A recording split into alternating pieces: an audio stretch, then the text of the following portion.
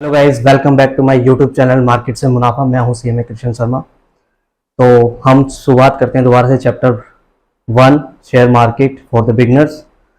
तो रिकैप करते हैं लास्ट क्लास में हमने क्या किया था। ठीक है, 5 मिनट में रिकैप कर देते हैं और फिर उसके बाद आगे से कंटिन्यू करेंगे। तो लास्ट क्लास में हमने किया था शेयर मार्केट क्या होता है, कैसे कामकाज करता है।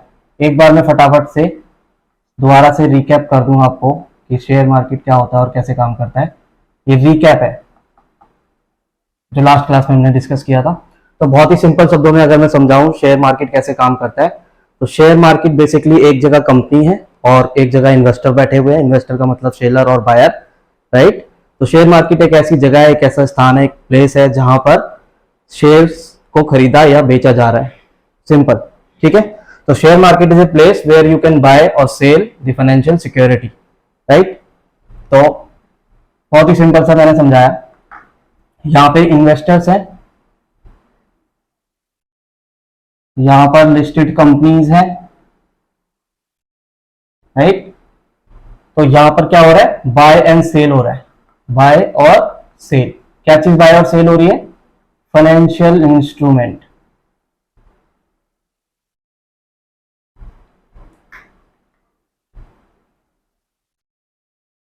फाइनेंशियल इंस्ट्रूमेंट्स क्या होते हैं? ये क्या शेयर्स होते हैं? तो फाइनेंशियल इंस्ट्रूमेंट में क्या क्या आता है? सबसे पहले स्टॉक या शेयर्स कहें हम, इनको सेल कर सकते हो, बेच सकते हो, राइट। दूसरे नंबर पे क्या आता है? डेरिवेटिव्स होते हैं। तीसरे नंबर पे क्या आता है? म्यूचुअल फंड्स को आप शेयर कर सकते हो, इन्वेस्ट कर सकते हो इसमें, राइट। चौथे नंबर पे क्या आता है? बॉन्ड, ठीक है। पांचवें नंबर पे क्या आता है? फ्यूचर्स एंड ऑप्शंस, FNO बोलते हैं इसे शॉर्ट में, FNO।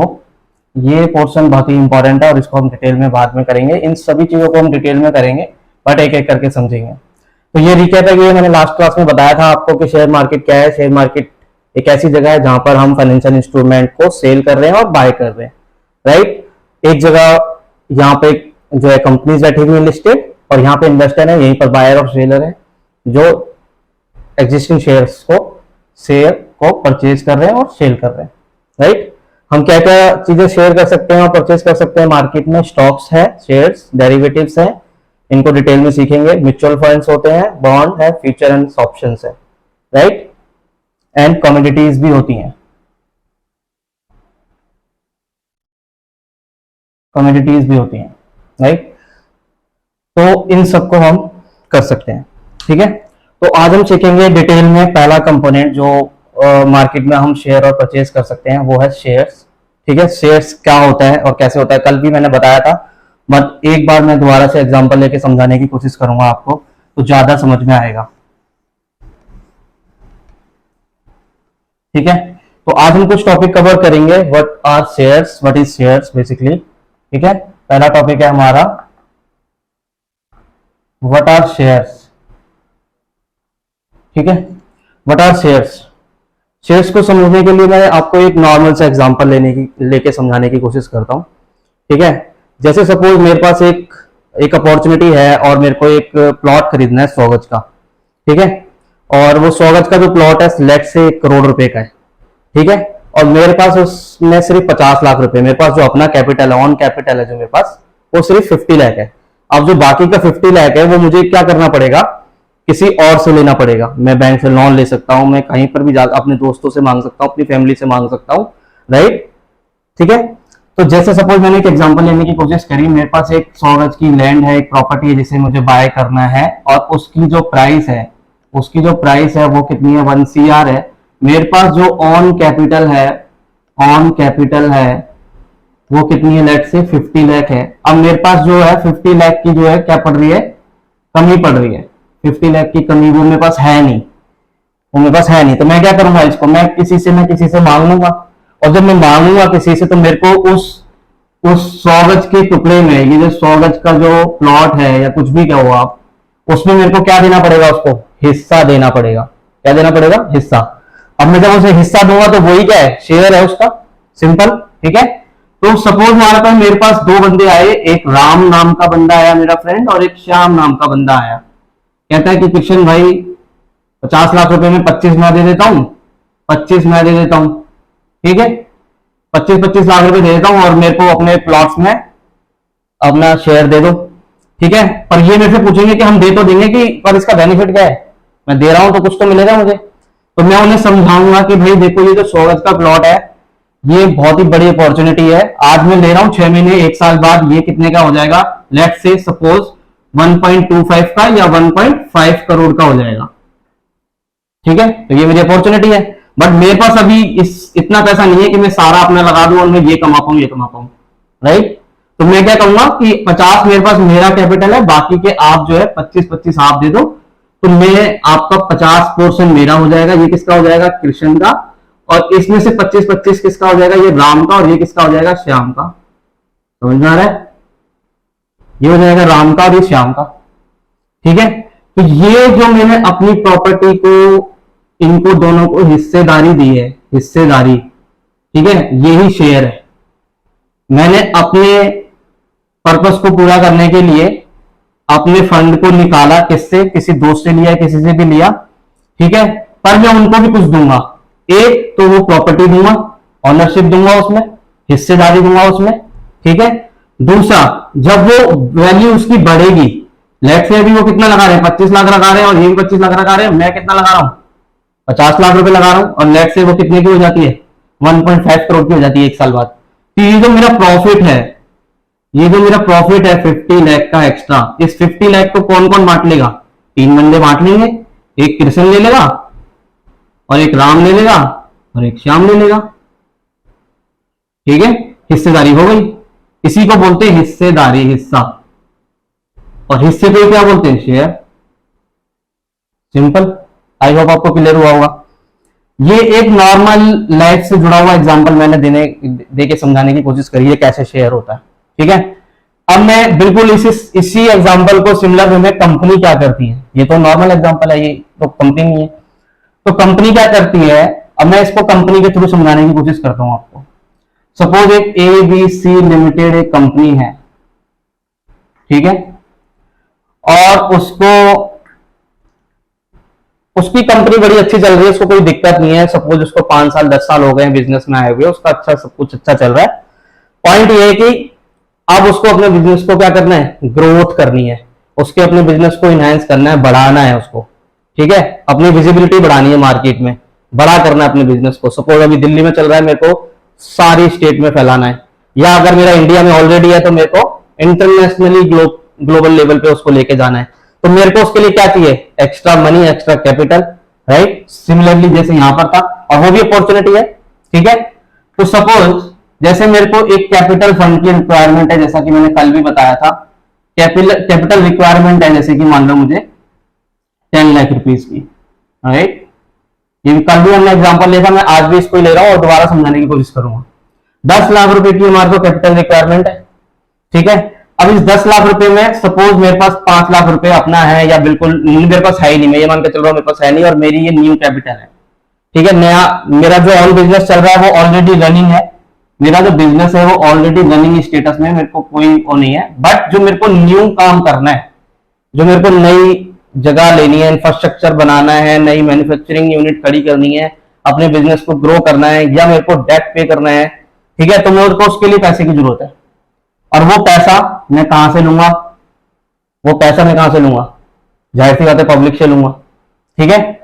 तो जब पब्लिक से लूंगा तो इसमें मैं क्या करूंगा, मैं कहूंगा कि भाई देखो ये मेरी 10 लाख रुपए की पूंजी है, इस 10 लाख रुपए में मैं क्या करूंगा, एक इन्वेस्टमेंट बैंक को हायर कर लूंगा, इन्वेस्टमेंट बैंकिंग को हायर करूंगा, और वो मेरा क्या करेंगे, वो मेरी हेल्प करेंगे, या मैं कहूँ वो मेरा सारा काम करेंगे, जो ये डिसाइड करेंगे कि मेरे शेयर्स की प्राइस कितनी होगी, ठीक है। अगर मेरा शेयर की प्राइस निकल गई तो मैं क्या निकाल पाऊंगा, नंबर ऑफ शेयर निकाल पाऊंगा, नंबर ऑफ शेयर्स निकाल पाऊंगा, जिससे मैं उसको क्या कर सकूंगा, पब्लिक में इशू करूंगा।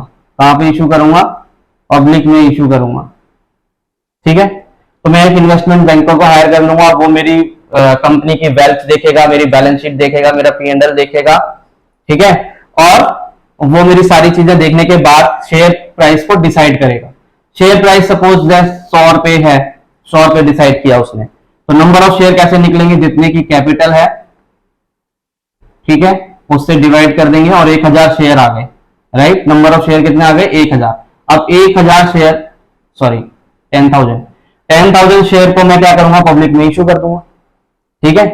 और इन 10,000 शेयर को जब मैं इश्यू करूंगा तो मैं जब कोई मेरे पास खरीदने के लिए आएगा तो वो मेरे क्या बन जाएंगे, शेयर होल्डर्स बन जाएंगे। क्या बन जाएंगे, शेयर होल्डर। जो इन शेयरों को बाय करेगा और वो क्या बन जाएगा, शेयर होल्डर, शेयर धारक बोलो, ठीक है, अंशधारी। इसे क्या क्या बोलते हो आप, अंश बोल सकते हो, हिस्सा बोल सकते हो, ठीक है। और जब वो इसको बाय कर लेगा तो क्या बन जाएगा, वो अंशधारी बन जाएगा, हिस्सेदार बन जाएगा, शेयर होल्डर बन जाएगा, कुछ भी कहो, ठीक है। तो उसका यहाँ पे राइट बन जाएगा। जब भी कोई कंपनी अपने शेयर को मार्केट में लेके आती है, ठीक है, तो और वो जब हम शेयर खरीद लेते हैं तो वो क्या करती है, कुछ राइट्स देती है उनको। जैसे पहले तो वो क्या देगी, जैसे मैंने यहाँ पे समझाया, वो हिस्सा तो देगी उसका, प्लस में उसमें जो एप्रिसिएशन होगा, जो प्रॉफिट होगा वो भी देगी। तो सिमिलर केस में कंपनी भी ये जो 10,000 शेयर में, मान लो मैंने 100 शेयर खरीद लिए, सपोज मैंने एक ए बंदा आया, सपोज एक कृष्ण है, मैं ही अपना नाम लेता हूं, जैसे 100 शेयर खरीदे और 100 रुपए का एक है, तो मैंने 10,000 रुपए कंपनी को दे दिए, 10,000 रुपए कंपनी को दे दिया और मेरे पास 100 शेयर है आज की डेट में। तो मैं कंपनी में 100 शेयर्स का क्या बन गया हूं, मालिक बन गया हूं, मेरा उसमें हिस्सा है उसकी कंपनी में।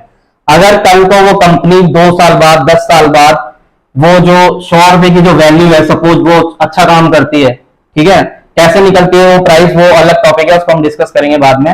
सपोज कि अगर वो 100 रुपए की जो वैल्यू है वो क्या हो जाती है, इंक्रीज होके कहां पहुंच जाती है, 150 रुपए पे पहुंच जाती है आफ्टर 1 ईयर, आफ्टर 1 ईयर। तो मेरी जो वैल्यू है वो कितनी हो गई, मतलब मेरा जो प्रॉफिट है वो कितना हो गया, मैंने तो मैंने 150 रुपए वैल्यू हो गई और मैंने 100 रुपए में खरीदा, ये मेरा हो गया करंट प्राइस और ये मेरा हो गया बाइंग प्राइस, राइट। तो मेरे को तो 50 रुपए का प्रॉफिट है और मैंने कितने शेयर खरीदे थे, मेरे नंबर ऑफ शेयर्स जो थे वो कितने थे, 100 थे। तो मेरा जो टोटल प्रॉफिट हुआ वो कितना हुआ, 100 शेयर मल्टीप्लाई 50, राइट। मेरा 5,000 रुपए का फायदा हो गया 10,000 रुपए लगा के। तो कंपनी मेरे को क्या कहेगी, कंपनी कहेगी 10,000 रुपए तो तुम्हारे हैं ही है, प्लस 5,000 रुपए भी आपका प्रॉफिट है। तो आपकी जो टोटल वैल्यू हो गई आज की डेट में, total value after 1 year 5,000 appreciation और प्रिंसिपल मतलब सॉरी शेयर्स की वैल्यू कितनी थी, 10,000 जो एक्चुअल वैल्यू थी, प्लस में जो एप्रिसिएशन हुआ है, इसे प्रॉफिट नहीं बोल के एप्रिसिएशन बोलते हैं एक्चुअली, ठीक है। मैंने प्रॉफिट आपको सिर्फ समझाने के लिए लिखा है, ठीक है। 10,000 प्लस 5,000 कितना हो जाएगा, 15,000 रुपए उसकी करंट वेल्थ हो गई, करंट वैल्यू। अगर वो इसे सेल कर देगा तो उसके 5,000 रुपए का प्रॉफिट बन जाएगा। ये प्रॉफिट नहीं है एक्चुअली, जब तक ऑन पेपर, ये सिर्फ पेपर पे होता है, क्योंकि जब तक उसे बेचेगा नहीं एक्चुअल में तब तक उसे कोई प्रॉफिट नहीं है, वो तो उसकी वैल्यू है। जैसे मैंने मकान खरीदा, मकान मेरा आज मैंने 1 लाख का खरीदा और वो कल 2 लाख का हो गया, तो वो मेरा प्रॉफिट नहीं है। जब तक मैं उसे बेच ना दूं, एक्चुअल में मेरे पास पैसा ना आ जाए कैश, तब तक वो प्रॉफिट नहीं बनता। तो ये मैंने सिर्फ समझाने के लिए बताया आपको कि इस तरह से होता है। तो कंपनी बेसिकली जब अपने शेयरों को मार्केट में लेके आती है और लोग खरीदते हैं तो वो उसका हिस्सेदार बन जाते हैं। हिस्सेदार बनने के कई सारे फायदे भी होते हैं, कई सारे नुकसान भी होते हैं, राइट, ठीक है। और ये हम आगे की वीडियोस में कवर करेंगे कि टाइप्स ऑफ शेयर्स कितने होते हैं और शेयर होल्डर्स के क्या क्या राइट्स होते हैं, क्या क्या लायबिलिटीज होती हैं, ठीक है, कंपनी उनको क्या क्या प्रोवाइड करती है। ये सारी चीजें हम आगे की क्लास में डिस्कस करेंगे। तो आज के लिए यही कि व्हाट इज शेयर और ये किस तरह से कैसे इसकी शुरुआत होती है, कहां से आता है, ये सारा चीजें, ठीक है। अगर आपको मेरी वीडियो अच्छी लगी हो तो प्लीज लाइक करें, शेयर करें एंड मेरे चैनल को सब्सक्राइब करें। काफी कम सब्सक्राइबर है अभी, तो मेरे को मोटिवेशन की जरूरत है, प्लीज मेरे चैनल को सब्सक्राइब करें।